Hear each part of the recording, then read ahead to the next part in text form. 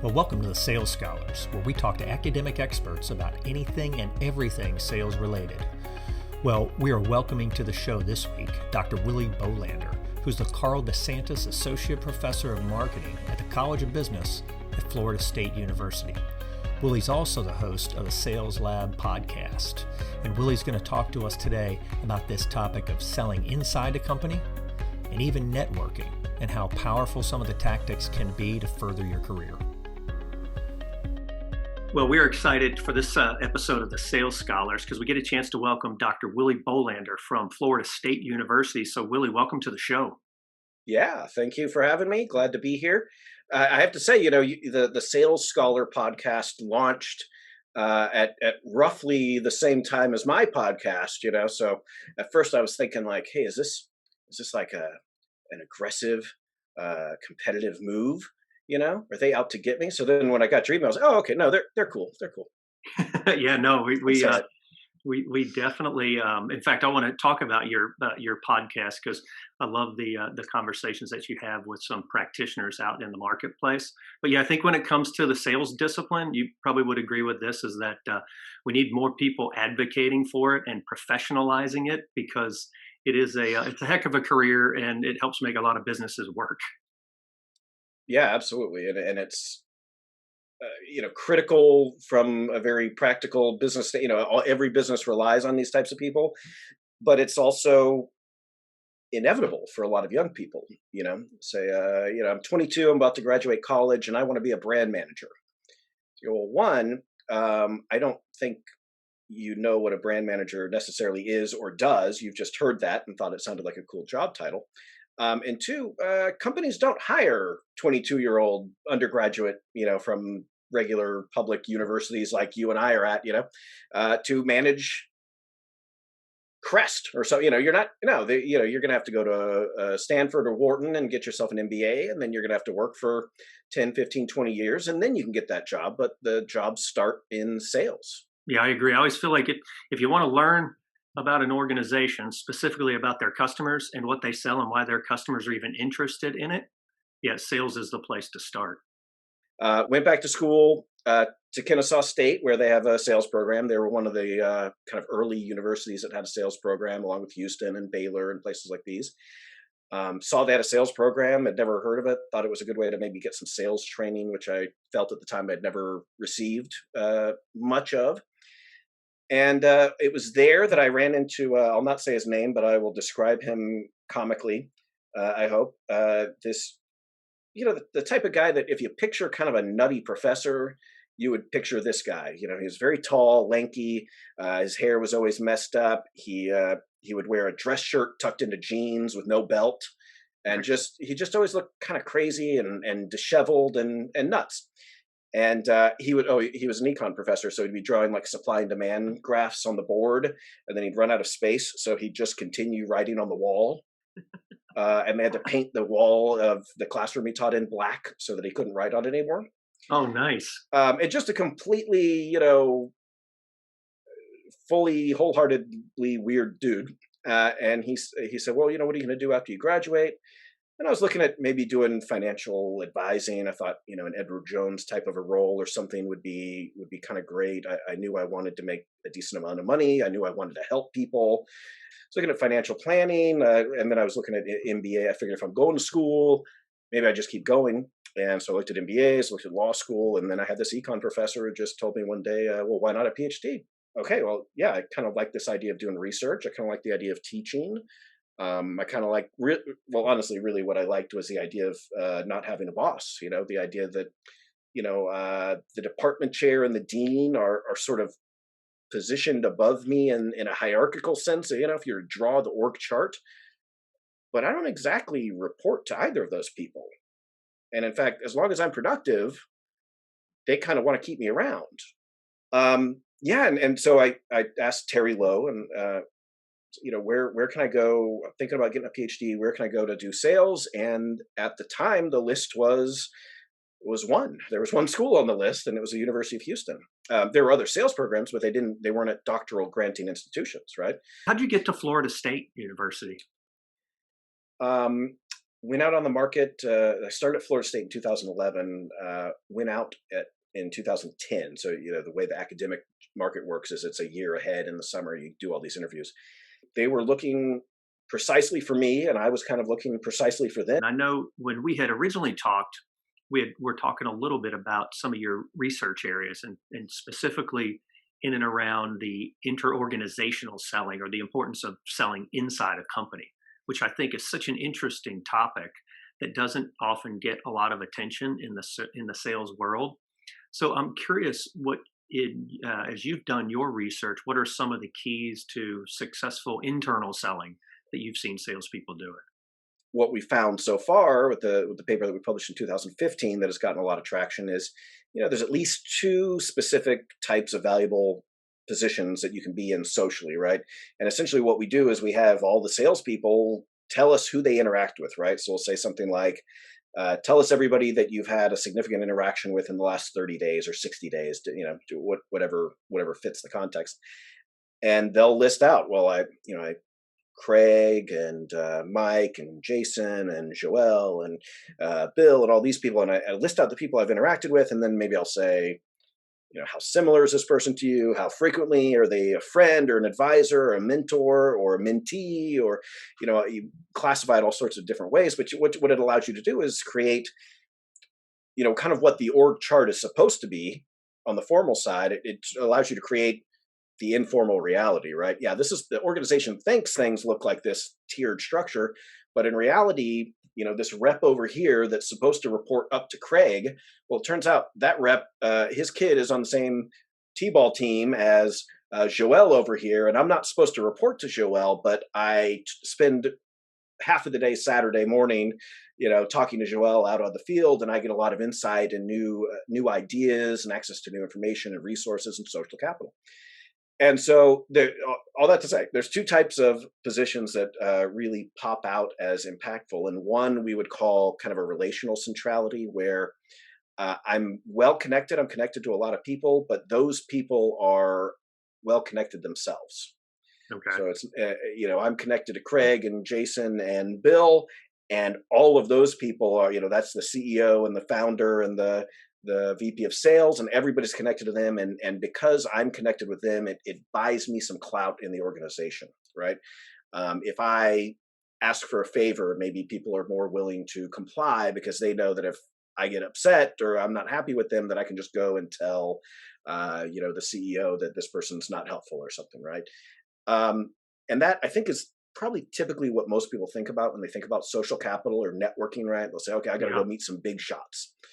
And the other one, which I think is a little bit more interesting and a little bit harder to figure out how to fall into these positions, because it does seem like there's something about them that almost does have to be accidental, is what we might call, high positional centrality, where maybe I'm connected to a bunch of people in my business unit, right? I know Craig and Mike and Bill in sales, but then I'm also connected to Jim and Felicia and Sandra, who work in finance.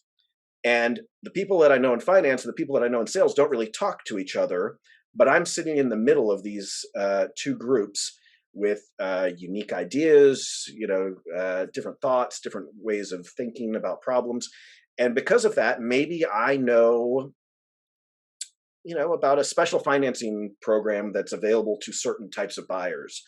Maybe they don't spend a lot of time training the sales force as a whole on something like, if the business is owned by, more than 51% owned by a minority female, well, they might actually qualify for some special government financing that we could talk about aside from the more restrictive in-house financing that we offer. There's these other programs.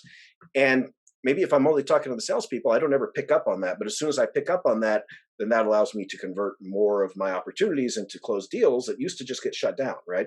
Yeah. So you got this relational, I'm friends with hot shots, I'm connected to the big guys, and this positional where I'm a conduit of information between one group of people and another group of people who are not otherwise connected.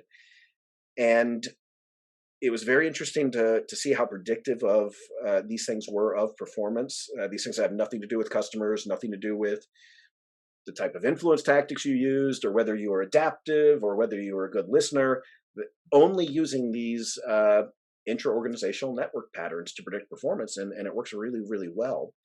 Do you see a difference in the application of like those two in terms of the effect of performance, or do they both positively affect performance? They both positively affect performance. After we published that work and started, talking to a lot of different companies, collecting similar data from them, and telling this story about the inter-organizational networks, we started meeting people that were kind of implementing these findings in cool ways. And with the relational centrality, I don't know that there's much you have to do to implement to get people to do that. I mean, make sure they have an opportunity to meet the big shots, make sure that on their onboarding day that the CEO can show up and shake their hand and say hi, right? That they know the important people. That's fairly easy. It's that positional that's a little bit more challenging. And we found a couple organizations doing some cool things. And one of them was a firm that they hire somebody, they bring them in, they've got a assigned mentor and assigned manager in their local area, somebody that they see and interact with and talk with, and sometimes, as we all know, the people, the sales rep doesn't really jive with that manager. They don't really have the relationship that they would need to have for that salesperson to really perform well.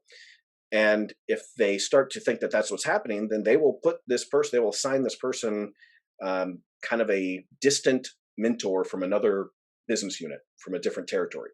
So, okay, well, Craig is your main mentor, and but for some reason, the way he explains things, it's just, you're speaking different languages. Let me put you in contact with Bill, who's over on the West Coast, and if you have any problems, if you have any questions, you can talk to Bill, and then Bill either reinforces what Craig's saying, or gives me another way to think about it, or reinterprets it, or reframes it for me, and then I can understand, right? And so that's one way to very obviously bridge disconnected people and start to get new insights, right? Well, everybody in my office always does it this way, and that's the only way I thought was possible.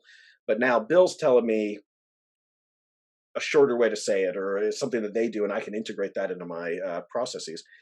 The other one that I thought was pretty cool was a rep who's experiencing a problem will sign up on a sheet of paper that says, hey, I'm having a problem with an opportunity that I thought was going to close, but it's kind of stalled out. And I have a time slot at 11 on Thursday where I would like to meet with whoever has some experience and some thoughts to share on this, and see what other things I can try to do to move this account forward. And then people will just sign up. People will walk by the list and say, oh, yeah, that sounds a lot like, whatever, Stark Industries that I worked with last year. I think I can provide some insight. And so you get people from all different departments in this organization signing up to say, yeah, I'm going to spend an hour with a junior rep helping them understand how to solve the problem. But then the unintended consequence of that is that then they have a relationship with somebody they would have never met before. Yeah, what a great tactic inside an organization to not only solve like real issues, but to foster collaboration where, sometimes you have to just be intentional about it. It feels like that approach would foster a lot of it, just because people like to like to help solve problems.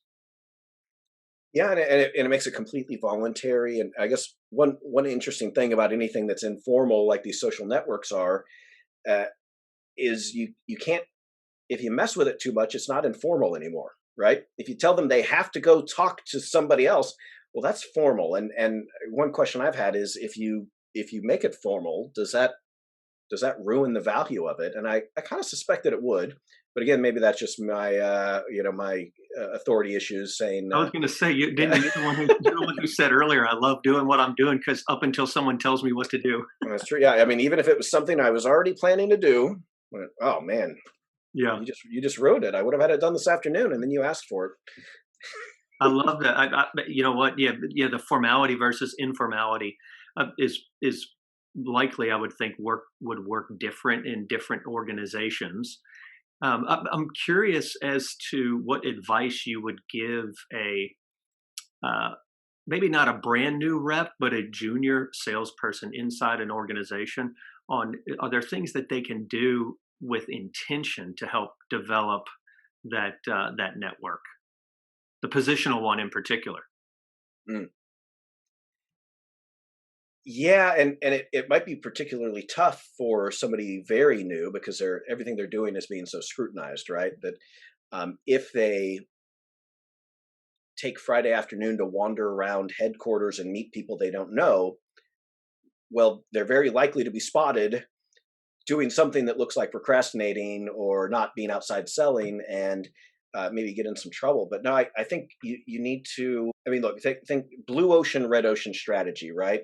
What's everybody else doing? And then what can I do differently to circumvent all the blood in the water? And so what I would say is, yeah, if you want to be friends with the big shot, you need to understand that that's the easy idea. That's the stupid idea that everybody else has had. That was Yeah. obvious to everyone the day their feet hit the ground, right? Yep. So if you want additional value beyond that, and you should probably do that. You should probably know the big shots. Don't not do that, but understand that everybody's doing that. So the fact that you know the VP of sales might not matter, but it. But what that does, what you have to do to get in these positional situations is just wander a bit, just accidentally stumble into somebody. And if you see somebody you don't know, and if they look like the janitor, talk to them. And if they look like the CEO, talk to them, and just try to get those assumptions out of your head, because uh, people have valuable insights and perspectives all through the organization, and you just don't know. You say, well, I don't care about the people in accounting. I'm not in accounting. I don't really care what they do. They add and subtract stuff. Sounds really boring.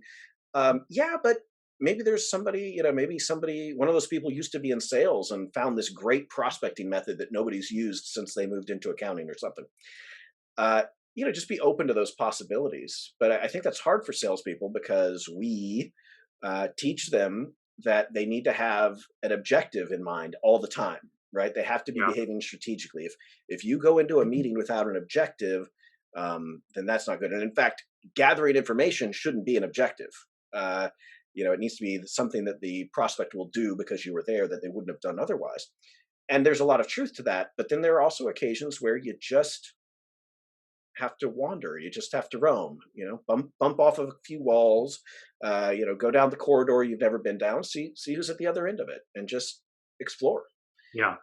No, Um, I think it's one of those things that can be underemphasized, I think, from a sales standpoint, is that time. One is because it does take time. And if you're not looking at it correctly, people could perceive it, like you said, hey, they're procrastinating or they're not doing their job.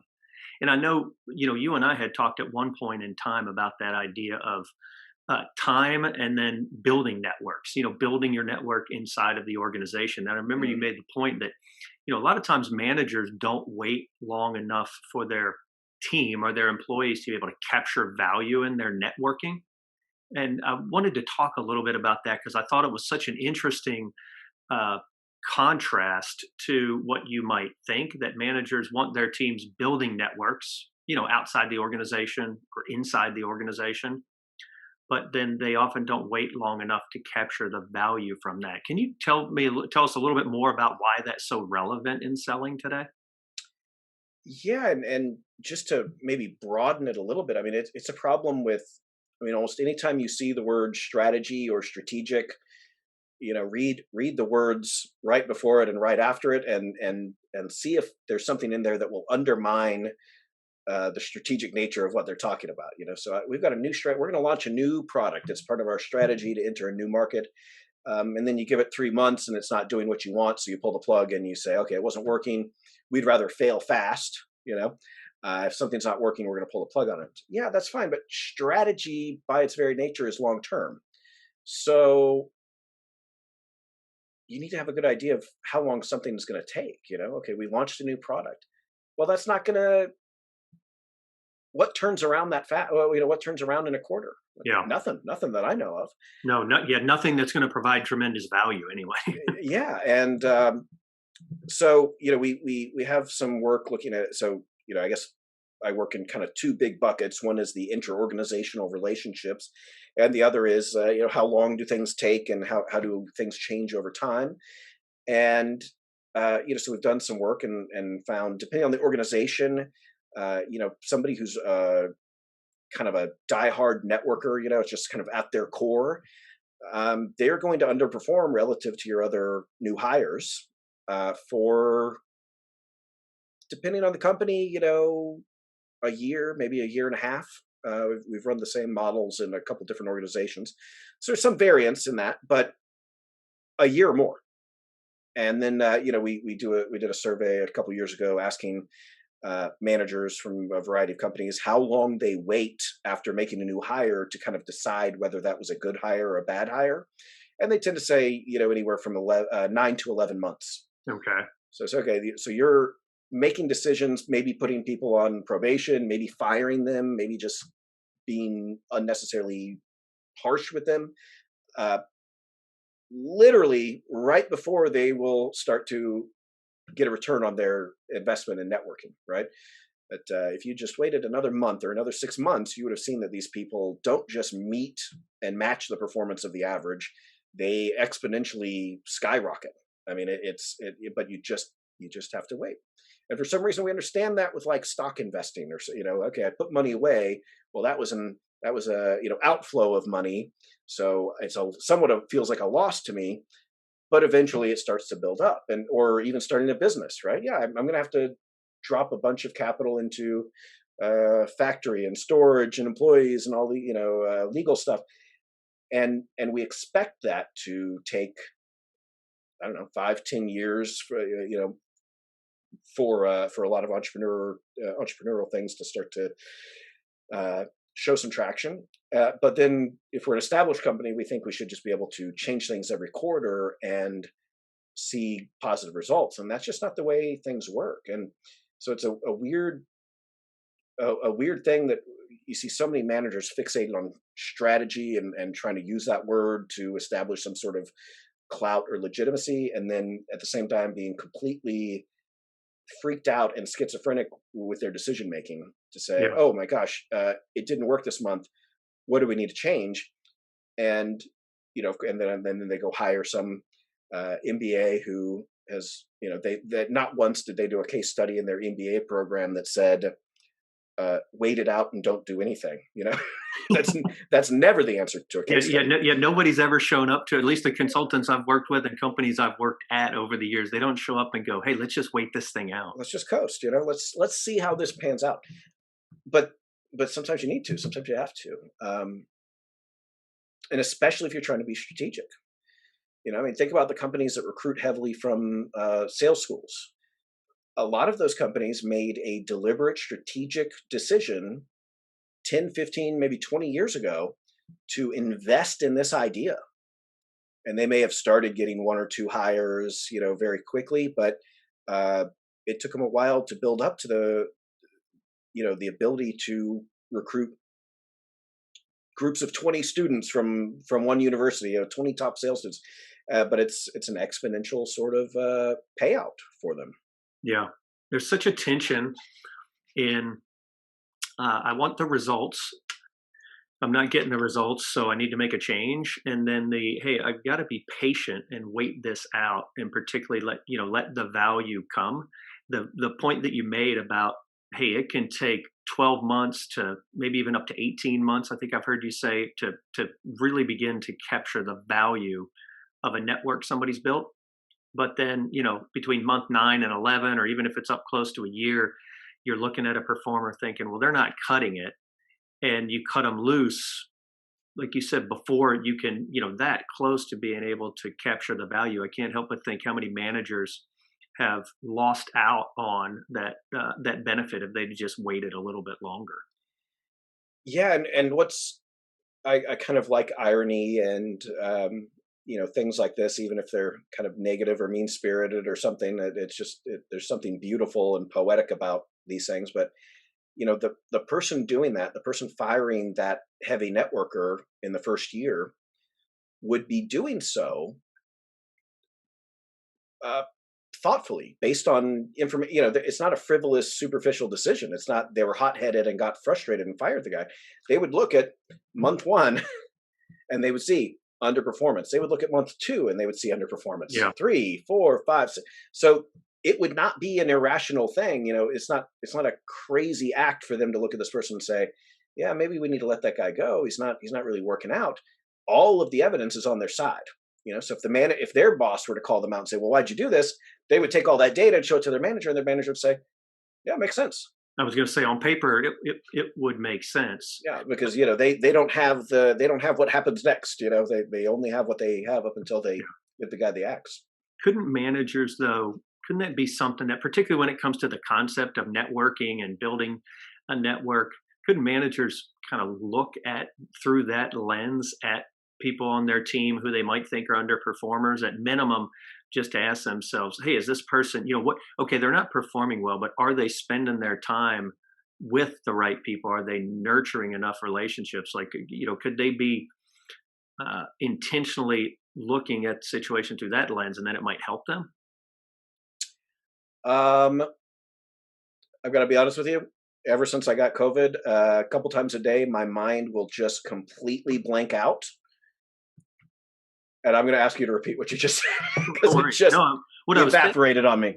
What I was saying was could managers be taught to look through the lens of, like, network building as an example, to say that, they're not, the performance isn't where it needs to be, but what I've noticed is that they have invested in building a network, and I expect some value to come out of that. Like, could they apply that lens to looking at people, and then ultimately that might lead them to make a different decision? I think it's possible, and I think if they were to imagine sort of the trajectory of somebody's performance, that might help them forecast what might be coming next a little bit better, and see that, the absolute value of the sales performance might not be that impressive, but look, it's doubled it from this month to this month, and then it went up another 25%. These are pretty big gains, and you can start to do a little mental forecast that I don't think would require any type of software or anything specialized. Hey, listen, we are up with our time here on the show, Willy, but man, I can't thank you enough for being on the show, for sharing some of your insights, and just for having a conversation about selling. Yeah, we'll have to flip this in reverse. We can do some like cross promotion, mix our podcast up a little bit, something like that. Well, thank you again for having me. Yep.